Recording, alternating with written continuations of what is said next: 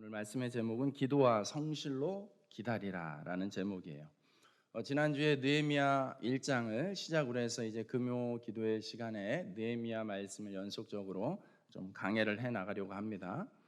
느헤미야는 페르시아 왕의 술 관원장으로 소개를 하고 있습니다. 술 관원장이라고 해서 단지 술 시중 드는 웨이터나 이렇게 서빙 보는 수준이 아니라 왕의 술 관원장은 그때 당시에 왕의 최측근에서 왕에게 이렇게 올라가는 바쳐지는 그 음식들을 최종적으로 점검하는, 그러니까 왕이 목숨을 믿고 맡길 정도의 신뢰할 수 있는 신하의 관계, 또 가장 가까운 근접거리에서 이렇게 하고 있는 일종의 비서실장과 같은 그런 존재가 이제 이 술 관원장의 역할인 느헤미야였습니다.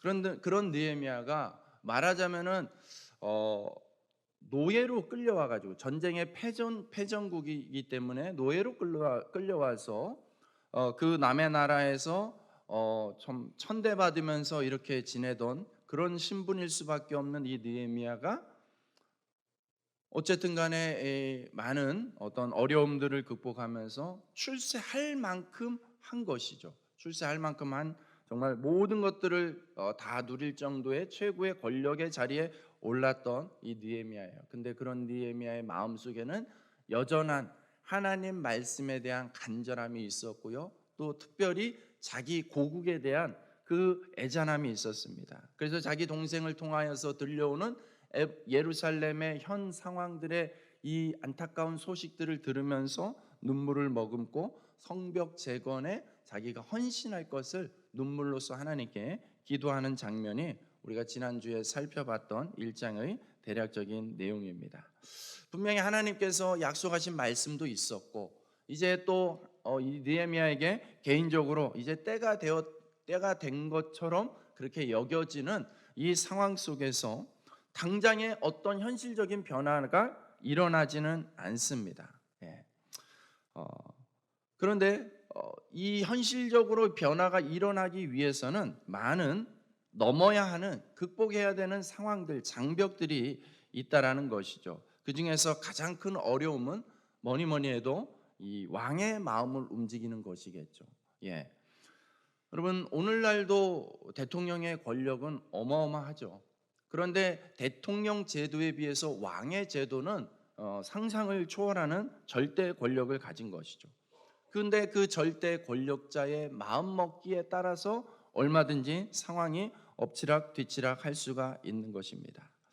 여러분, 그런 상황 속에서 하나님이 이 상황을 돌파해 나가시는 방법을 우리가 생각해 볼 때, 우리는 신앙의 스토리를 너무 많이 들어가지고, 몰라서가 아니에요. 너무 많이 들어서 웬만한 과정들은 그냥 뚝뚝 건너뛰는 그런 성향을 갖게 되었습니다. 우리도 모르게 신앙생활을 오래 하기 때문에 그래요. 오래 했기 때문에. 그래서 우리는 마치 하나님께서 좋아하시는 일이고 또 기도하는 사람이 있으니까 그것이 그냥 뚝딱 하고 이루어져야 될 것처럼 생각을 합니다. 그래서 의외로 신앙생활을 오래 하는 사람들 중에는 여러분, 이 신앙에 인내심이 약한 분들도 있어요. 마치 내가 기도했으니까 당장에 뭐가 이루어져야 된다라고 생각을 하는 경향들이 있다라는 것이죠. 여러분, 오늘도 봐보십시오. 이 느헤미야가 그런 마음의 감동이 있었고 또 떠올려지는 하나님 약속의 말씀이 있습니다. 그러면 상황상으로는 이게 뭔가 일이 일어나야 되는 거거든요. 그럼 그 다음에 본문에 느헤미야가 예루살렘에 가서 성벽이 재건되었더라, 이렇게 내용이 전개되어야 될 것 같은데 상황은 그렇게 만만치가 않다라는 것입니다. 기왕에 하나님이 예루살렘을 회복시키실 거면 좀 더 그럴싸하고 멋진 방법이 있지 않겠습니까? 예를 들면 갑자기 쿠데타가 일어나서 느헤미야가 왕이 돼버리는 거예요. 느헤미야가 페르시아 왕이 돼버리면 그것처럼 이 모든 상황을 해결할 수 있는 간단한 방법이 어디 있겠습니까? 아니면 페르시아가 망하고 이스라엘이 갑자기 부강해진다든지 이런 것들을 생각해 볼 수 있어요. 우리식으로 생각해 보는 것이죠. 하나님이 갑자기 하루아침에 역사하실 것처럼 그렇게 우리는 앞서서 생각할 수가 있습니다. 하지만 성경의 이야기는 전혀 그렇게 진행이 되지 않습니다. 성경은 지극히 현실의 문제를 다루고 있습니다. 여러분, 때로는 우리가 어떤 상황을 문제 제기를 하고 결과, 정답만을 얘기하기 때문에 이 과정에 대한 것들이 그냥 쑥 빠져버리는, 그래서 생기는 오해들이 좀 있을 수 있습니다. 하지만 여러분, 문제와 답이 정해져 있다고 해서 과정이 없는 것이 아니라는 거예요. 여러분, 그 과정을 살펴보면 현실 속에서 하나님의 뜻이 하늘에서 갑자기 뭐가 뚝 떨어지듯이 떨어지는 것이 아니라 우리의 이 삶의 현실 속에서 복잡하게 모든 것들이 얽히고 설켜 있는 이 현실 속에서 하나님의 뜻이 어떠한 식으로 정말 응답이 되어지는지, 하나님의 뜻이 어떠한 과정을 거쳐서 한 단계 한 단계를 거쳐서 성취되어지는 것인지를 우리가 이 말씀을 자세히 보면은 알 수가 있습니다. 그러므로 우리는 느헤미야라는 이 말씀을 통해서 완전히 무너진 예루살렘 성이 재건되는 것처럼 우리의 삶 속에서 어떠한 부분, 어떠한 모습은 흡사 예루살렘 성벽의 모습과 같이 너무나 심하게 무너져서 당장 재건되지 않을 것 같은 그러한 문제들, 그러한 어려움들 마주하고 있는 인생이 있을 수 있습니다. 그런 분들에게 오늘 이 말씀이 도전이 되고 또 깨달아지는 지혜의 말씀이 되어서 성벽이 다시 재건되어지는 은혜가, 축복이 있기를 주님의 이름으로 축복합니다. 보통 느헤미야를 통해서 배울 수 있는 주제 중에 하나가 리더십이라는 것을 많이들 이야기합니다. 여러분, 리더십을 다른 식으로 풀어서 설명하면 뭘까요? 리더십은 영향력이라고 이야기할 수가 있습니다. 여러분, 리더십은 리드한다는 뜻이에요. 누군가를 리드하는 거예요. 이끄는 거예요. 누군가를 이끌어갈 정도로 어떤 영향력을 끼치는 거, 그것이 바로 리더십입니다. 그러면 한번 생각해 보십시오. 여러분, 자녀들은 누구의 영향을 받기 마련이에요? 부모님의 영향을 받기 마련입니다. 학생들은요, 선생님의 영향을 받기 마련이죠. 직원들은 어떻습니까? 사원들은 어떻습니까? 사장님의 영향을 받습니다. 여러분, 우리는 너무나 당연하게 그렇게 생각하죠. 그래서 보통 영향력이라는 것은 위에서부터 아래로 흘러가는 것이라고 생각을 합니다. 그런데 여러분, 틀리지 않지만 보편적으로 그런 것 같지만 여러분, 항상 그렇습니까? 절대적으로 꼭 그렇습니까? 그렇지 않지요. 영향력은 여러분, 부모는 누구에게 영향을 받습니까? 자녀들에게 영향을 받습니다. 부모는 자녀가 아프면, 아픈 자녀가 있으면 부모의 삶이, 상황이 달라지는 거예요. 자녀가 어떤 것을 요구하면은 부모는 거기에 반응하면서 태도가 달라질 수밖에 없습니다. 마찬가지예요. 여러분, 학생만 선생님의 영향을 받는 것이 아니라 선생님도 학생의 영향을 받게 됩니다. 그래서 선생님들도 어떤 학생을 만나느냐에 따라서 그 받는 영향력의 모습이 달라지는 것이죠. 똑같습니다. 사장님도 마찬가지예요. 어떤 직원들을 만나느냐, 어떤 사원들을 만나느냐에 따라서 달라지는 것이에요. 그러니까 여러분, 영향력이라는 것은 꼭 반드시 위에서 아래로만 흐르는 하향 리더십만 있는 것이 아니에요. 영향력, 이 리더십은 아래에서 위로 올라갈 수도 있는 거예요. 여러분, 이 영향력은 옆으로 흘러갈 수도 있는 것입니다. 그러니까 영향력은 전방위로 흘러가는 것이 가능하다는 것을 우리가 기억해야 됩니다. 그런 차원에서 사람은 누구나 영향력, 리더십이라는 것을 갖고 살아갈 수밖에 없습니다. 심지어는 우리 좀 전에 있던 이 유초등부 우리 어린이 성도들에게도 리더십, 영향력이 다 있습니다. 리더십을 너무 거창하게 학적으로가 아니라 이런 영향력이라는 차원에서 본다면 우리는 모두가 이 리더십을 가지고 살아갈 수밖에 없죠. 특히나 이 리더십은 일방적인 것이 아니라 상호간에 이루어지는 것이죠. 상호간의 리더십을 발휘하면서 서로의 리더십 속에서 살아가게 되는 것입니다.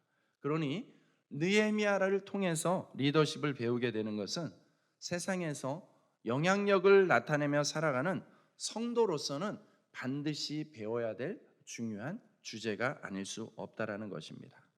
오늘 본문에서 보여지는 이 리더십의 모습을 통해서 우리 삶에 이 리더십의 자세가, 영향력의 자세가 바르고 성경적으로 흘러가게 되기를 주님의 이름으로 축복합니다. 여러분, 오늘 본문에서 보여지는 리더십은 낮은 자리에서의 리더십이에요. 낮은 자리에서의 리더십. 낮은 자리에 있기 때문에 주로 어디에 영향을 미치는 모습으로 보여집니까? 위로, 상향으로 보여지는 리더십이 나타나는 것입니다. 여러분, 우리는 보통 용의 꼬리보다는 뱀의 머리를 더 좋게 생각을 합니다. 왜냐하면 윗사람이 되어야만이, 뭔가 장의 자리에 있어야만이 해낼 수 있다라고 생각을 하기 때문에 그렇죠. 그런데 성경을 조금만 더 관심 있게, 이러한 측면에서 관심 있게 본다면 여러분, 꼭 그렇지 않습니다. 여러분, 예수님이 뭐 어떻게 이야기합니까? 여러분, 으뜸이 되고자 하는 자는 가장 먼저 낮은 자리에서 섬겨야 한다라고 말씀하고 있습니다. 먼저 순종하는 법을, 권위에 순종하는 법을 배우라고 말씀하고 있습니다. 바로 아랫사람이 윗사람을 움직일 수 있다고, 영향력을 끼칠 수 있다고 말씀하고 있는 것이죠. 그래서 여러분, 성경의 사건들을 가만히 살펴보십시오. 요즘 우리가 읽었던, 여러분, 애굽의 왕을 움직였던 사람은 누구입니까? 요셉입니다. 요셉이 높습니까? 애굽의 왕 바로가 높습니까? 바로가 높죠. 그런데도 그 아랫사람인 요셉이 바로 왕에게 영향력을 끼치고 있습니다.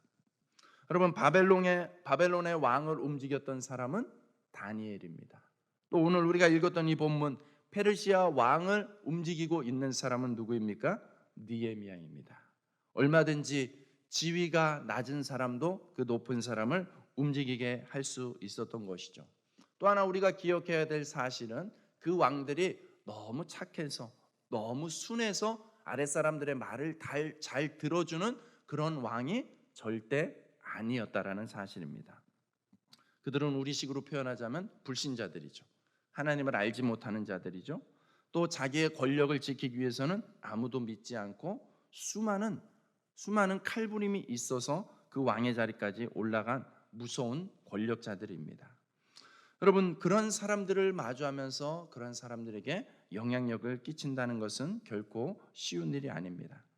여러분, 느헤미야보다 14년이나 앞서서 예루살렘에 도착한 에스라라는 율법사가 있습니다. 이 에스라가 백성들을 영적으로 깨우고 성벽을 재건하려고 하지만 쉽지가 않았습니다. 왜냐하면 이스라엘의 회복을 반대하는 주변 여러 이방 민족들이 있기 때문에 그렇죠. 그들은 물불을 가리지 않고 모든 방법을 동원해서 이 성벽 재건을 방해하고 있습니다.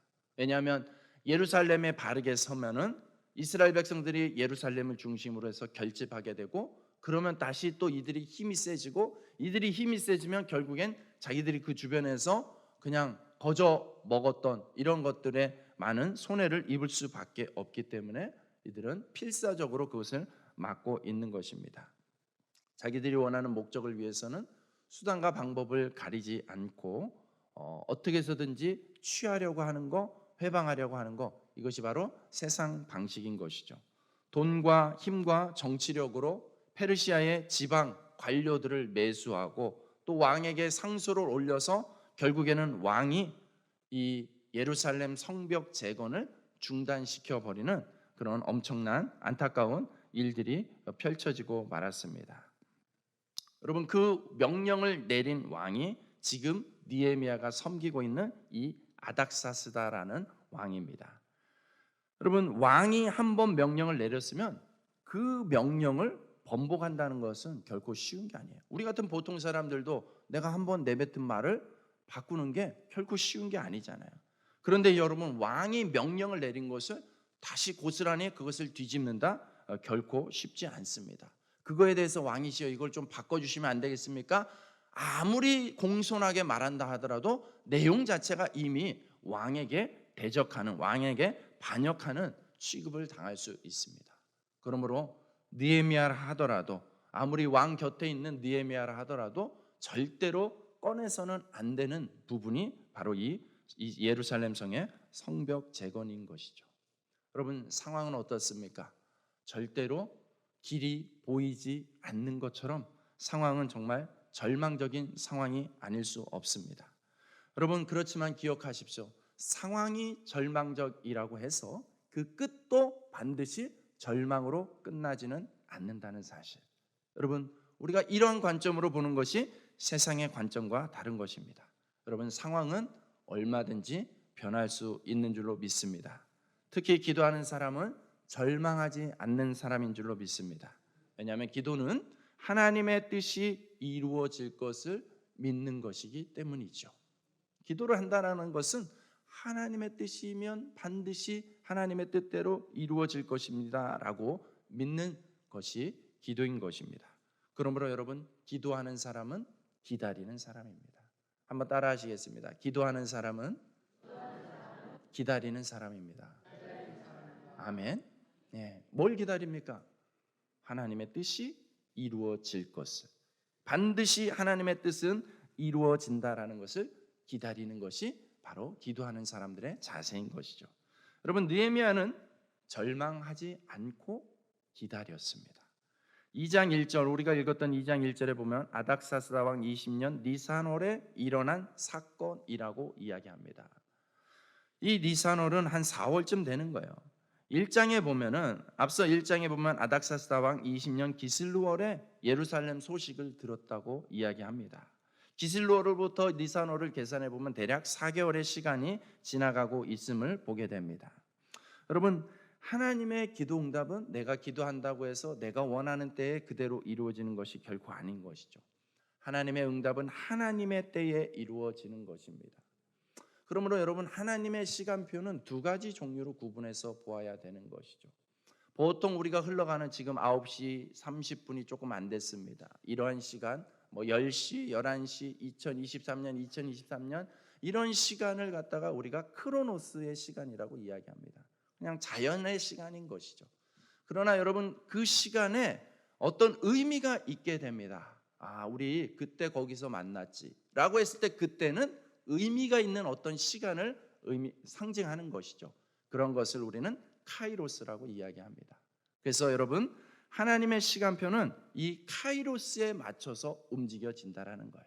하나님의 뜻이 반영되어져서 하나님의 가장 적절하다고 여겨질 때에 하나님의 뜻대로 그 기도가 응답되어지는 줄로 믿습니다. 네, 1절과 2절 말씀을 우리 한번 같이 읽어볼까요? 시작.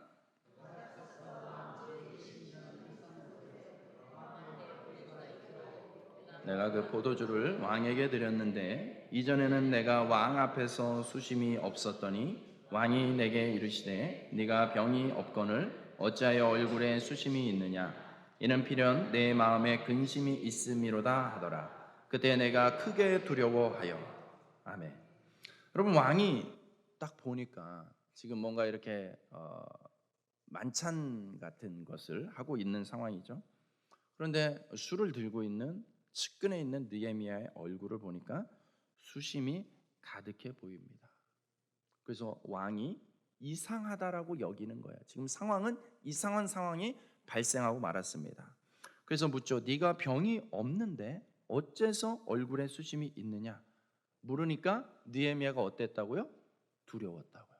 왜요? 지금 이 상황이 보통 상황이 아닙니다. 친절하게 어디 아픈 데 없어? 이렇게 묻는 상황이 절대 아니에요. 왕이 이렇게 묻는다는 것은, 특히 술 관원장의 얼굴을 향해서 그렇게 묻는다는 것은, 여러분, 술 관원장의 가장 중요한 업무 중에 하나가 뭐라고요? 왕에게 드려지는 음식에 독극물이 있나 없나를 최종적으로 확인하는 사람이란 말이에요. 근데 그런 사람의 얼굴에 뭔가 근심 어린 낯빛이 있다? 이것은 상황이 보통 심각한 상황이 아닙니다. 그래서 여차하는 순간 왕이 저 자식 잡아 이러면은 끝나는 것이죠. 그러면 그냥 그 자리에서 처형을 당해도 아무 할 말이 없는 그런 상황인 거죠. 일촉즉발의 상황인 것이죠. 그런 위기를 감지했기 때문에 느헤미야가 두려워할 수밖에 없는 것입니다. 여러분, 그런데 항상 기억하십시오. 위기는 기회와 같이 오게 되어 있습니다. 위기는 기회와 항상 같이 오게 됩니다. 여러분, 그래서 위기를 바꾸면 기회가 되는 것입니다. 그런데 기회를 놓치면 위기가 찾아오는 것입니다. 여러분, 하나님은 어떤 분이세요? 하나님은 위기를 기회로 바꾸시기를 좋아하는 분인 줄로 믿습니다. 하나님께서는 모든 것이 합력하여서 선을 이루시는 분이라고 성경이 증언하고 있죠. 모든 것, 그 가운데는 위기의 상황, 답답한 상황, 길이 없어 보이는 상황, 그 어떤 것이든 어떠한 부정적이고 위태로워 보이는 것이든 그런 것들을 합력하여서 하나님의 선을 나타내실 수 있는 충분히 그런 능력이 있으신 선하신 하나님이신 줄로 믿습니다. 여러분, 느헤미야가 아무리 왕의 곁에 있는 신하라 하더라도 왕에게 사적인 내용을 먼저 얘기할 수가 없습니다. 그런데 지금 상황이 어떻습니까? 느헤미야의 낯빛이 변하여서 이 위기의 상황이 발생함으로 인하여서 그것이 하필 왕의 눈에 거슬리게 보임으로 인하여서 이 대화가 시작이 되고 있습니다. 왕이 먼저 물어오니까 얼마든지 이제 자기의 개인적인 상황을 얘기해도 되는 거예요. 왜요? 왕이 먼저 물었으니까요. 여러분, 이렇게 위기는 기회로 변하고 있는 것이죠. 3절 말씀 한번 같이 읽겠습니다. 시작.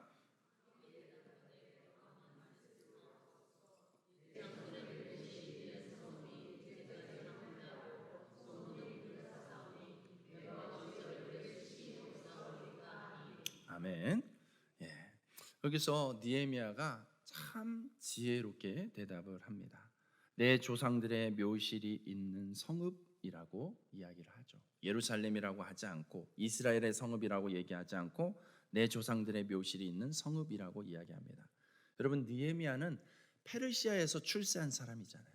그러니까 페르시아의 문화, 페르시아의 역사, 페르시아의 전통을 너무나 잘 아는 사람이겠죠. 그래서 여러분, 이 페르시아 사람들도 조상의 무덤을 굉장히 중요하게 여기는 사람들이라는 것을 간파하고 이렇게 의도적으로 표현을 하고 있는 것입니다. 여러분, 느헤미야는 이런 모습을 볼 때 정말 대화를 할 줄 아는 사람이에요.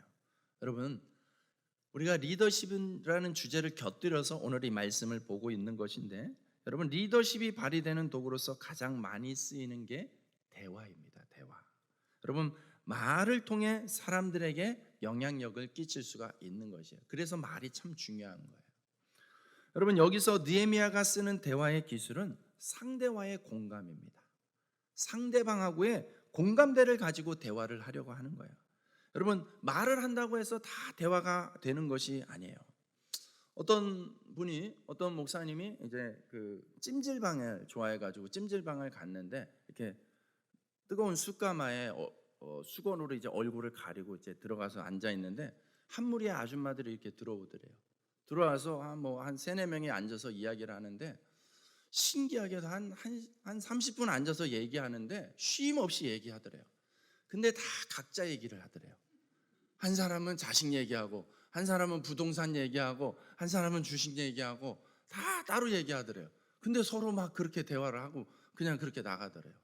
전혀 어울리지 않는 그런 대화가 이루어지는 것이죠. 상대와의 공감은 없어요. 그들에게 중요한 것은 그냥 내 거 다 쏟아내놓고 가는 거예요. 땀만 쏟아내는 게 아니라 스트레스도 쏟아내고 시댁도 쏟아내고 뭐 다 쏟아내는 것이죠. 그런 거예요. 여러분, 그런데 이 느헤미야는 그런 식으로 대화하는 것이 아니에요. 상대와 공감대를 형성하면서, 여러분, 상대와의 공감대를 만드는 것이 왜 중요합니까? 공감대가 있을 때 마음 문이 열리는 거거든요.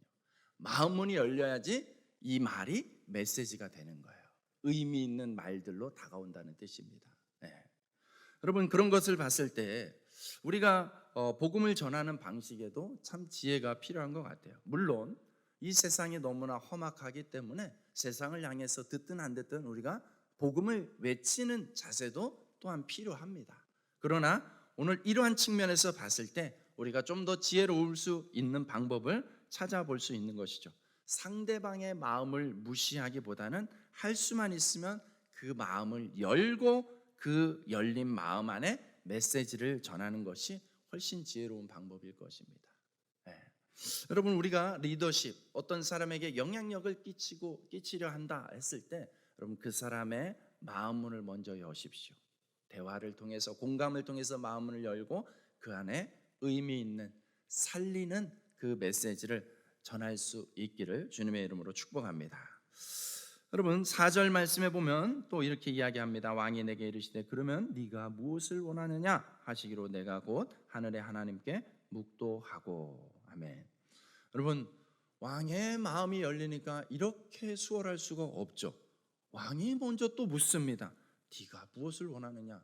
여러분 보통 사람이 이야기하면은 뭐 그냥 그런가 보다, 들어주려나 보다, 이 정도 수준에서 끝나는 거잖아요. 근데 지금 이 질문을 하는 사람이 누구예요? 한마디면 날아가는 새도 떨어뜨릴 수 있는 그 권세 있는 왕이 지금 묻고 있는 거예요. 네가 무엇을 원하느냐. 이 말 안에는 표현하지 않아도 뭐가 담겨져 있는 것입니까? 말만 해라. 내가 원하는 대로 다 이루어 주마. 이것이 다 포함되어 있는 표현이지 않겠습니까? 여러분 때로는 우리에게 복잡하게 거대해 보이는 문제가 실은 뚜껑을 열고 보면, 실은 마주하고 보면, 직면하고 보면은 너무나 단순하게 풀릴 때가 있습니다. 여러분 어떤 목사님이 들려준 이야기예요. 어떤 목사님에게 이렇게 학생이 상담을 하려고 찾아왔어요. 이 학생에게 심각한 고민이 있습니다. 이 학생은 손을 가만두지 못해요. 손이 가만히 있지를 못합니다. 마치 ADHD처럼, 심각한 ADHD처럼 항상 손에 이 뭔가가 들려 있어야 돼요. 그래서 거기에 대한 대안으로 그 뭔가를 들고 항상 만지작거려야 되는 그런 증세가 있는 거예요. 그래서 다른 대안이 없으니까 항상 종이를 가지고 다니면서 종이를 접거나 막 찢거나 이러는 거예요. 계속 그러는 거예요. 사람들하고 만나거나 뭘 할 때. 근데 여러분 살면서 언제나 그렇게 할 수는 없잖아요. 그래서 여기저기 찾아다녀요. 막 심리 상담도 받아보고 신경과 진단도 검사도 해보고, 그런데도 고쳐지질 않는 거예요. 그래서 이 목사님을 찾아왔어요. 이 목사님이요 그 학생을 보자마자 이렇게 이야기합니다. 야, 손에 있는 종이 좀 내려놓고 손 좀 가만히 있어봐. 그러니까 그대로 고쳐졌어요. 너무 황당하죠? 네. 여러분 그러면서 그 목사님이 그 상황 속에서 깨닫는 바가 있어요. 이 학생이 이 문제를 너무 심각하게 받아들인 거예요. 너무 크게 받아들인 거예요. 물론 초기에는 그게 잘 안 됐겠지만 어느 정도 시간이 됐을 때는 그냥 자기가 안 하면 되는 거였어요. 그런데 나는 안 된다라는 자기의 어떤 자기 최면과 같은 그 의식에 사로잡히고, 또 주변에서 자꾸 그것을 더 심각하게 부추기는 거죠. 그러면서 야, 어느 병원에 가봐라, 무슨 검사를 해봐야 되지 않냐, 이러면서 계속해서 주변적인 것들만 찾아다닌 것이죠. 혹시 심리적인 요인은 아닌가? 어렸을 적에 어떤 트라우마가 있었던 것은 아닌가? 아니면 이 신경계통에 뭔가 문제가 있는 것은 아닌가? 너무 문제 자체를 계속 묵상하니까 문제 자체가 너무나 거창하고 복잡하게 다가와 있는 것이죠. 여러분 실제로도 그렇기도 합니다. 의외로 많은 문제들의 정답은 단순합니다. 정답은 그렇게 복잡한 것이 아니에요. 특히나 진리의 문제일수록 여러분 그 정답은, 해결책은 명확하고 단순합니다. 때로는 우리 스스로가 그 문제를 너무 심각하게, 너무 크게, 과대하게 부풀리고 있는 건 아닌지, 그래서 우리가 너무 많은 변수를 그 안에다가 적용해가지고 이러면 이렇게 될 거야, 저래서 저랬을까, 뭐 이렇게 우리 스스로가 변수를 적용해서 문제의 본질을 놓치고 있는 건 아닌지 혹시 돌아볼 수 있기를 바랍니다. 여러분 오늘 느헤미야의 상황도 그랬죠. 도저히 풀릴 것 같지 않은, 그렇게 여겨졌어요. 그런데 풀어지는 상황은 너무나 간단하잖아요. 그 성벽 재건을 막은 사람이 말 한마디로 왕의 명령을 내렸어요. 그러면 그것을 푸는 열쇠는 결국엔 누구에게 있다는 거예요? 왕에게 있었던 것이죠. 그리고 그 왕의 입술이 지금 이야기하잖아요. 네가 무엇을 원하느냐? 내가 해줄게. 이렇게 풀어진다라는 것입니다. 여러분 느헤미야는 계속 하나님께 기도하고 있었던 사람이에요. 그렇기 때문에 이것이 드디어 하나님이 문을 열어주고 계시는구나, 그 기회구나 라는 것을 본능적으로 깨달을 수 있었던 것입니다. 그래서 여러분 보십시오. 느헤미야가 그 왕의 말을 들으면서 어떻게 반응하고 있습니까? 내가 곧 하늘에 하나님께 묵도하고. 여러분 이 대화가 오고 가는 이 상황과 반응 속에서 여러분 느헤미야가 이렇게 행동하는 데 있어서 얼만큼의 시간이 걸렸겠습니까? 여러분 1초도 안 되는 아주 짧은 순간적인 상황에 느헤미야는 거의 반사적으로 이렇게 반응하고 있다는 것을 보게 됩니다. 여러분 어떻게 이렇게 생각해서가 아니라 이렇게 무의식적인 반응을 할 수 있겠습니까? 여러분 그 말은 느헤미야가 평소에 기도로 단련이 되어 있었다는 것의 증거가 되는 것이죠. 여러분 우리가 가끔 운동 선수들 보잖아요. 뭐 프로 선수들 이렇게 높은 레벨에 있는 선수들을 볼수록 여러분 이런 것들을 봅니다. 여러분 뭐 프로 축구 선수나 뭐 탁구 선수나 이런 사람들 훈련할 때 보면은 여러분 그분들이 특별하게 기술 훈련을 하지 않아요. 왜냐하면 이런 건 그런 거는 이미 예전에 다 마스터를 했습니다. 오히려 그냥 아주 심플한 거 아주 기초적인 거를 그냥 반복적으로 훈련합니다. 왜 그렇습니까? 여러분 실전에서는 뭘 생각해서 상대방이 이렇게 하면 내가 이렇게 해야지라고 계산해서 반응하면 이미 게임 끝나는 거예요. 늦어버리는 거예요. 그렇기 때문에 거의 생각이 필요 없을 정도로 무의식적으로 하면 어가 나올 수 있도록 그렇게 반응하도록 몸에 평소에 숙달시키고 훈련을 하는 거죠. 그랬을 때에 막상 실전의 상황에 도달했을 때에 여러분 자연스럽게 이 반응이 훈련된 모습들이 나오게 되는 것입니다. 마찬가지예요. 영적인 부분도 마찬가지입니다. 내가 힘들어지면 기도해야지. 내가 힘들어지면 금식 기도해야지. 내가 힘들어지면 새벽 기도해야지. 잘 안 됩니다. 힘들면 기도 더 안 됩니다. 평소에 훈련되어 있지 않으면 안 되는 것이에요. 그러므로 여러분 훈련은 평소에 하는 것입니다. 평소에 상황이 발생하기 전에 훈련을 해서 단련시키고 준비를 해야지 상황이 발생했을 때 그것이 오늘 느헤미야의 모습처럼 순간적으로 그렇게 딱 나오게 되는 것입니다. 여러분 인생의 상황 가운데 어떠한 상황을 만날지 모르는 그 인생길에서 순간적으로 반응해야 할 때 여러분 기도의 반응이 나올 수 있기를 주님의 이름으로 축복합니다. 여러분이 특히 우리 청년들이 중요한 면접을 볼 때, 또 우리 직장인들이 회의를 할 때에, 또 살아가면서 어떤 문제가 막혔을 때, 무엇을 말해야 될지 몰라서 막막할 때, 갑자기 두려움에 사로잡힐 때, 갑자기 당황스러울 때, 여러분 순간적인 기도가 필요합니다. 이 순간적인 기도를 무시해서는 안 돼요. 여러분 순간적인 기도를 사용하려면 평소에 기도를 성실하게 함으로 훈련이 되어 있어야 되는 것이죠. 저도 이제 가끔가다 중요한 이야기, 중요한 미팅들을 할 때가 있어요. 그럴 때에 순간순간 내 경험, 내 지혜를 의지하지 않고 하나님이 주시는 지혜로 이 상황을 해결하기를 원합니다. 그렇게 기도하면서 누군가를 만나고 또 사역을 할 때가 많이 있습니다. 그럴 때에 하나님께서 기가 막힌 말을 주세요. 머릿속은 멍한데 입은 계속 얘기하고 있는 거예요. 그러면 상황이 다 끝나고 나면은 제가 하는 말에 또 감탄하고 놀래죠. 이것은 내가 한 말이 아니야. 이렇게 감탄하게 되는 것이죠. 그거는 분명히 하나님이 제 입술에 주신 말이에요. 제가 생각해서 한 말이 아니라니까요. 뭐 이렇게 대사를 써놓고 하는 말이 아니에요. 그런데도 말이 술술 나오는 것은 하나님께 의지하고 맡겼더니 하나님께서 제 입술을 주장하셔서 그렇게 적절한 말을, 필요한 말을 하게끔 하시는 거예요. 여러분 이것을 경험할 수 있기를 축복합니다. 여러분 느헤미야가 그런 순간적인 기도로 대답하는 말을 한번 보십시오. 5절 말씀입니다. 한번 읽겠습니다. 시작.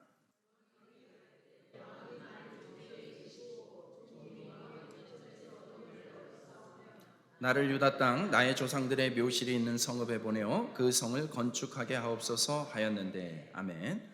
왕이 만일 좋게 여기시고 종이 왕의 목전에서 은혜를 얻었사오며 여러분 이 느헤미야가 참 겸손하게 또 왕을 세워가면서 이야기하죠.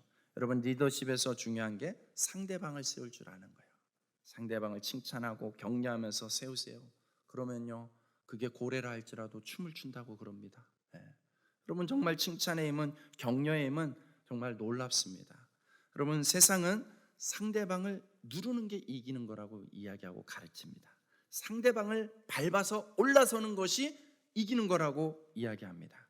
그런데 성경은 반대로 이야기합니다. 낮아질 때 높아지는 것이라고 전하고 있습니다. 남을 섬기는 것이 이기는 거라고 말씀하고 있습니다. 마가복음, 우리 유초등부 성도들이 읽었던 마가복음 10장 45절 말씀에 보면 인자에 온 것은 섬김을 받으려 함이 아니라 도리어 섬기려 하고 자기 목숨을 많은 사람의 대속물로 주려 함이니라. 여러분, 예수님조차도 그러한 모습으로 사셨다면 여러분, 우리 또한 예수 그리스도를 믿는 우리 동안 이와 같은 삶의 자세로 사는 것이 바른 삶의 모습이지 않겠습니까? 느헤미야는 이렇게 왕의 입장을 배려하면서 이야기합니다. 전에 왕이 예루살렘 성벽 재건 금지 명령을 내렸기 때문에 여러분, 느헤미야가 예루살렘 성벽 재건이라고 이야기하지 않는 것이죠. 그렇게 얘기하면 왕이 자기 말을 번복해야 되는 것이잖아요. 그러면 왕의 체면이 안 되는 거예요. 상황을 더 꼬이게 만드는 것이죠.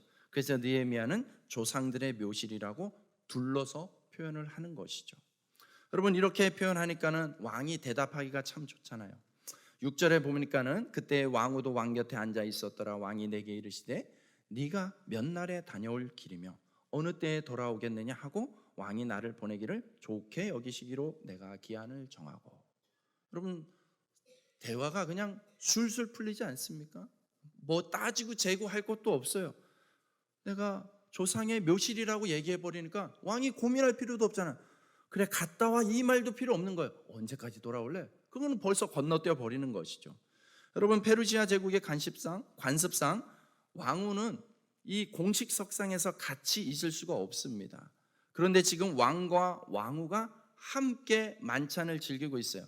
뭔가 둘 사이에 기분 좋게 편하게 식사하는 자리에 느헤미야가 함께 있었던 것이죠. 만약에 공식적인 자리였으면 이렇게 얼렁뚱땅 넘어갈 수가 없을 것입니다. 그래서 여러분, 회의는 편한 분위기에서 일단 먹고 나서 하는 게 중요한 것 같습니다. 네. 여러분, 어떤 얘기를 하는가도 중요하지만 어떤 분위기에서 얘기하는 게 그래서 중요한 것 같아요. 지혜로운 아이는 아빠가 기분 좋을 때 용돈을 달라고 합니다. 엄마 아빠가 싸우고 지금 날이 서 있을 때 씩씩대고 있는데 용돈 달라고 하는 아이는 지혜롭지 못한 아이죠. 용돈을 받을 수가 없습니다. 여러분, 기도도 그렇습니다. 기도도 그래요. 여러분, 이 기도가 하나님과 만나는 중요한 이야기를 오고 가는 자리라면 여러분, 이 분위기도 너무 중요하지 않겠습니까? 이 지금 우리의 마음밭도 너무 중요하지 않겠습니까? 바쁘고 분주한 가운데 기도하면 여러분, 제대로 집중이 되기가 어렵죠. 물론 정말 바빠가지고 도저히 기도할 시간이 없어서 그렇게라도 하겠다면 여러분, 그것은 또 그 상황을 고려하고 마음의 중심을 하나님께서 충분히 기뻐하시고 받아주실 것 같아요.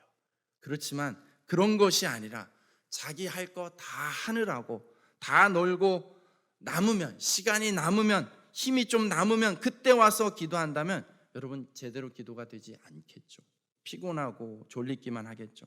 새벽 기도를 해야지 작정했으면 여러분, 일찍 자야 되는데 평소처럼 할 거 다 하고 친구 만날 거 다 만나고 12시 넘어서 자면 새벽 기도 안 되는 게 당연한 것이죠. 네. 여러분, 그런 거예요.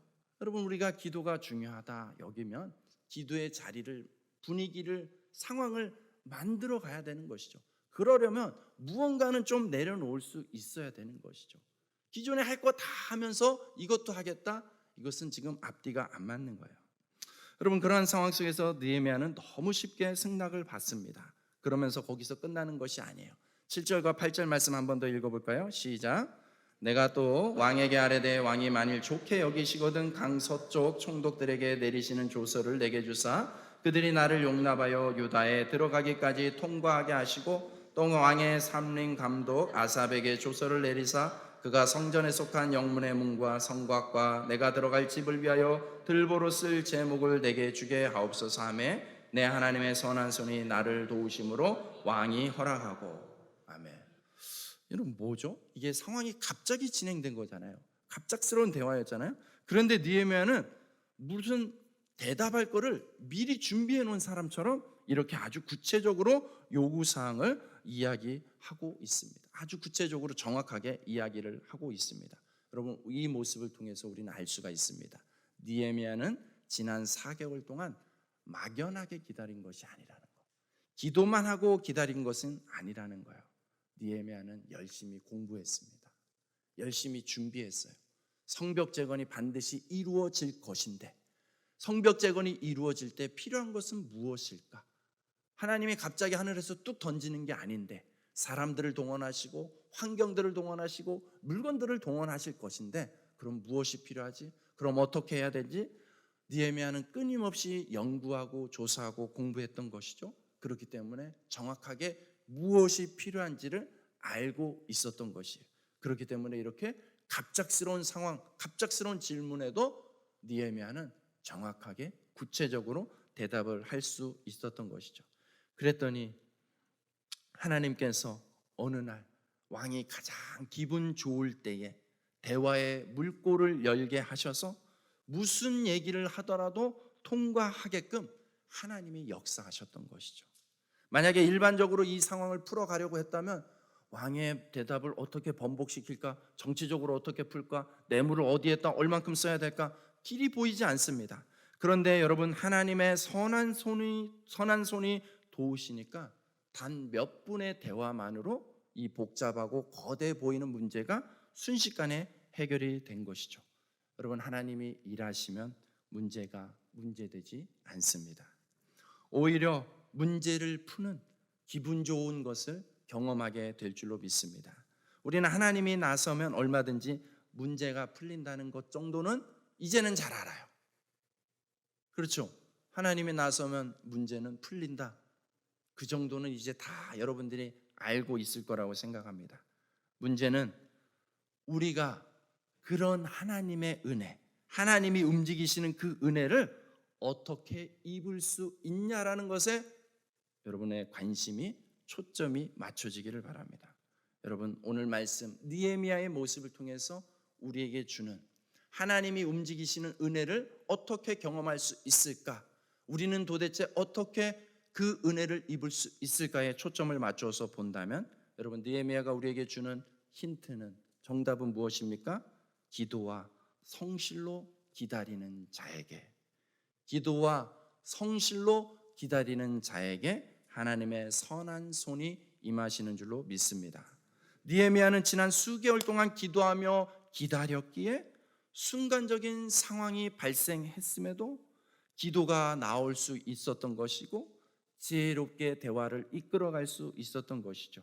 느헤미야는 기도만 하지 않았기 때문에 성실하게 공부하고 준비했던 것이죠. 성벽 재건에 필요한 사항들을 조사하고 파악하면서 그 실력을 길렀던 것입니다. 여러분, 기억하십시오. 하나님의 역사를 이루는 하나님의 사람들은 실력과 영성을 겸비한 사람들입니다. 실력과 영성을 겸비한 사람들을 결국에 하나님이 쓰시는 것이죠. 사랑하는 여러분, 여러분의 자리에서 실력 쌓는 일도 성실하게 할 수 있기를 축복합니다. 목사님, 실력 있으면 뭐하러 이렇게 있어요? 내 실력대로 하면은 되지, 자기 힘으로 되는 거 아닌가요? 이렇게 생각할 수 있지만 아닙니다. 실력만 가지고 세상 성공할 수 없습니다. 아무리 실력 있어도 풀리지 않는 인생 수없이 많이 봤습니다. 기회도 주어지지 않는 경우도 참 많이 있습니다. 정답은 실력뿐만 아니라 하나님의 은혜가 있어야 되는 것이죠. 우리는 하나님의 선한 손의 은혜를 사모하면서 기도와 성실로 기다려야 될 줄로 믿습니다. 그러다가 하나님의 역사가 일어나면 상황은 역전되는 것입니다. 하나님이 움직이시면 상황은 역전되는 것입니다. 10절 말씀 마지막으로 읽고 오늘 말씀을 마치도록 하겠습니다. 10절 말씀 같이 읽겠습니다. 시작.